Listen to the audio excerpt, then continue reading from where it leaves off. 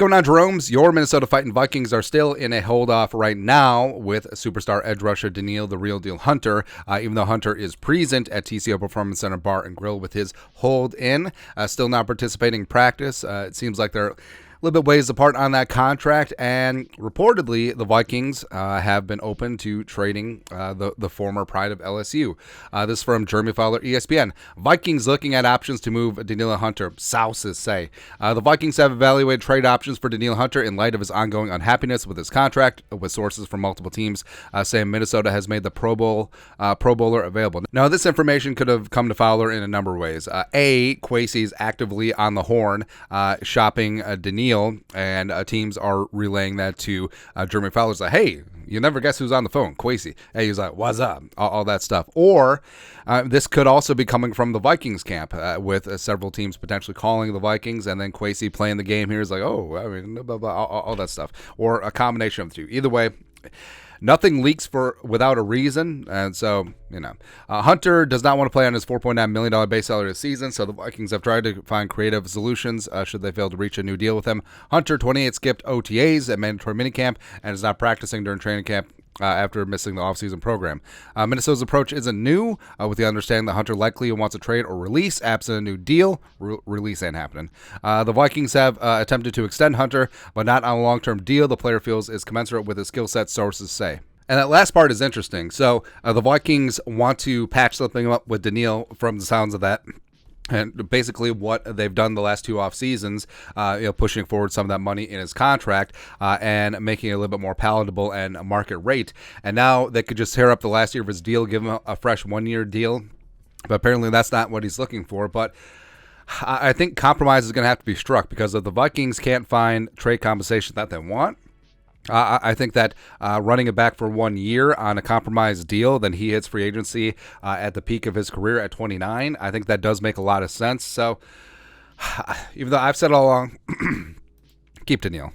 I understand that Kwesi wants to play Moneyball in this thing, but having a true talisman on the edge, I mean, it truly is a competitive advantage. And looking at the edge rusher cash, yes, Danielle is due a $4.9 million base salary, $500K in a roster bonus for appearances. But, I mean, he's going to be making this year a third or a quarter of what the top-tier edge rushers are making. Also, the new contracts for guys like Alex Highsmith of the Steelers, $17 million a year, and Wasu from the Seahawks, just shy of $20 million a year. I mean, that sticks out to Danielle and his agent for sure. And Hunter, like we said, proved that he is healthy, come back from the herniated disc in his neck in 2020. 2021 had the torn pec, but led the team in sacks last year, second in pressures, all while changing schemes. Still pretty damn impressive, man.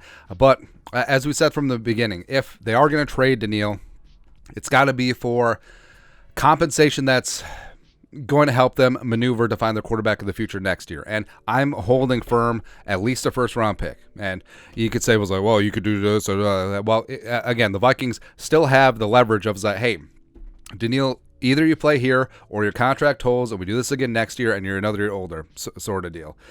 So take this 1-year compromise deal and then go from there. But I still draw the line of demarcation at Bradley Chubb, roughly a first and a fourth. There's a couple other picks and players involved there. But if Bradley Chubb is worth a first and a fourth, so is Danielle Hunter. And also, if Bradley Chubb is worth $22 million a year, so is Danielle Hunter. Absolutely is, man.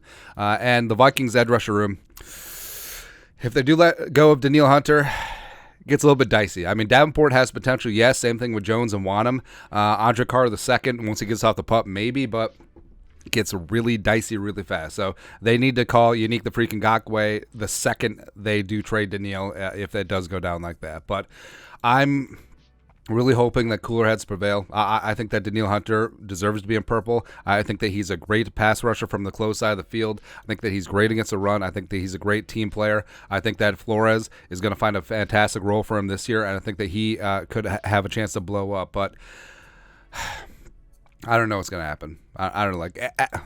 We know that Kwesi ideally isn't going to give Danielle Hunter away for nada. Again, if they come up with less than a first-round pick or at least a second and a third, I'm going to be severely disappointed because, frankly, the Vikings have all the leverage in this spot, and Danielle doesn't have a ton. So we'll see what happens, man. We'll see what happens. But Your thoughts on our thoughts. ESPN's Jeremy Fowler says that the Vikings are looking at options for trading Danielle Hunter. Let us know your thoughts and our thoughts in the comment section below. Subscribe for daily Vikings takes. Want to support the work? Put a little something in the Venmo. But until next time, Skol, production value.